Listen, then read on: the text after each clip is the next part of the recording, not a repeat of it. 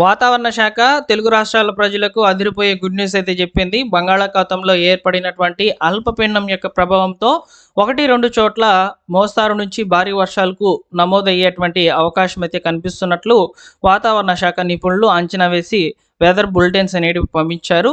1, 2 రోజులు అంటే మనకు రాగల 48 గంటల పాటు వాతావరణం అనేది మేఘామృతమై ఉంటుందని, తెలుగు రాష్ట్రాల మీదుగా అల్పపీడన ద్రోణి అనేది కదులుతున్నట్లు గుర్తించినటువంటి భారత వాతావరణ శాఖ నిపుణులు వెదర్ రిపోర్ట్స్ అనేటివి పంపించారు. ఏ ఏ జిల్లాలకు వర్ష సూచన ఉన్నది అనేది నేను మీకు ఈ లైవ్లో క్లియర్గా వివరాలు అనేటివి అందిస్తానండి. సో లైవ్లో ఉన్నటువంటి వాళ్ళు ప్రస్తుతం మీ వాతావరణ పరిస్థితులు ఏ విధంగా ఉన్నాయనేది తెలియచేయండి. ఉష్ణోగ్రతలు గత 2 రోజులుగా చూసుకున్నట్లయితే చాలా ఎక్కువగా ఉన్నాయి. సో ఇప్పుడు మనకు కొంచెం ఉష్ణోగ్రతలు తగ్గుతాయండి, ఖచ్చితంగా తగ్గుతాయి. మేఘాలతో ఉన్నటువంటి వాతావరణ పరిస్థితులు చూడవచ్చు. కోస్తా తీరం వెంబడి ఉన్నటువంటి ప్రతి జిల్లాకు కూడా ఈదురుగాలులు అనేటివి ఉంటాయండి. సో వర్షాలకు అవకాశం అనేది తక్కువగా ఉంటుంది.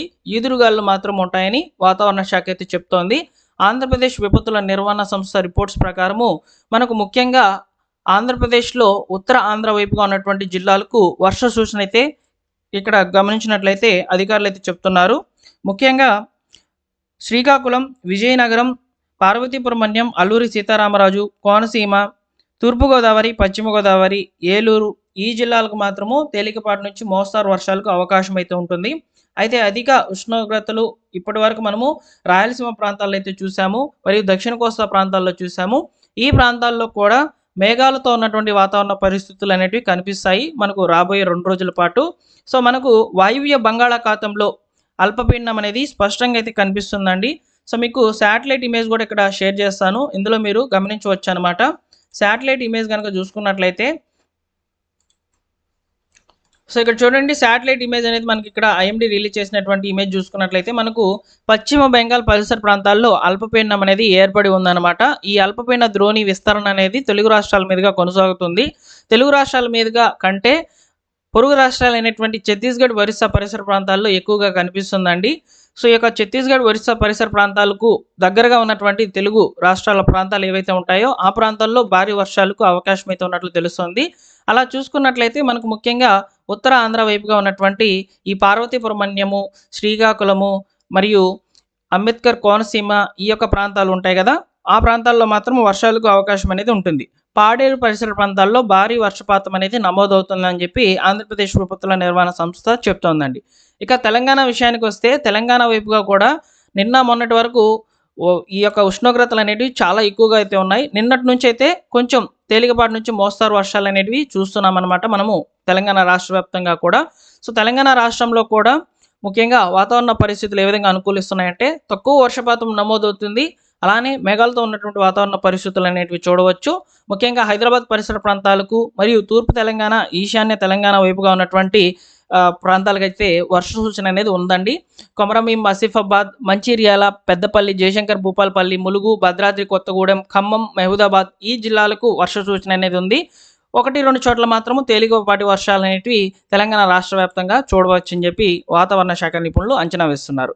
సో కాబట్టి ఎగ్జాక్ట్గా మనము వర్షాలు పలానా జిల్లాల్లో పడతాయని చెప్పలేము, ఎందుకంటే అల్పపీడన ద్రోణి యొక్క విస్తరణ ప్రకారమే ఇక్కడ వర్షాలు పడతాయని చెప్పి వాతావరణ శాఖ నిపుణులు అంచనా వేస్తున్నారు.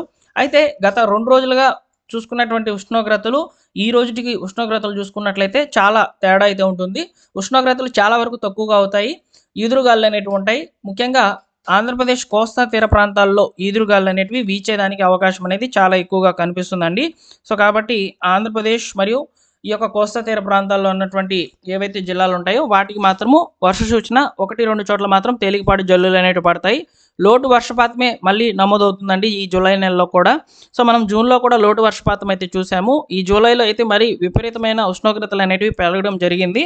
దీనికే అర్థం చేసుకోవాలండి మనము ఎల్‌నినో ప్రభావం అనేది చాలా ఎక్కువగా కనిపిస్తుంది అనమాట మన రాష్ట్రాల మీదుగా. సో మనకు ఉత్తర భారతదేశం వైపుగా ఉన్నటువంటి జిల్లాల మీదుగా రాష్ట్రాల మీదుగా వచ్చేసి వర్షాలు అనేటివి అధికంగా అయితే కనిపిస్తున్నాయి.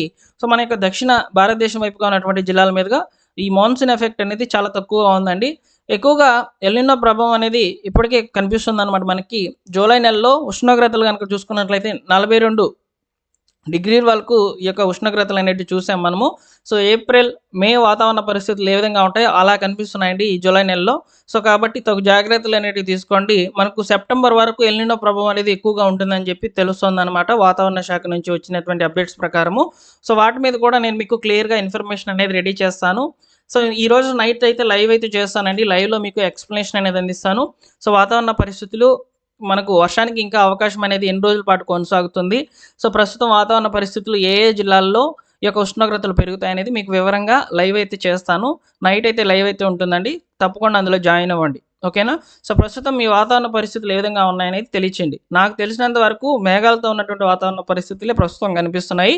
1, 2 చోట్ల మాత్రమే 1, 2 చోట్ల మాత్రమే భారీ వర్షాలకు అవకాశం అయితే ఉన్నట్లు వాతావరణ శాఖ నిపుణులు చెప్తున్నారండి. అయినా సరే మీరు కామెంట్ చేయడం మాత్రం మర్చిపోవద్దు. ప్రస్తుతం మీ వాతావరణ పరిస్థితులు ఏ విధంగా ఉన్నాయనేది. ఓకేనా?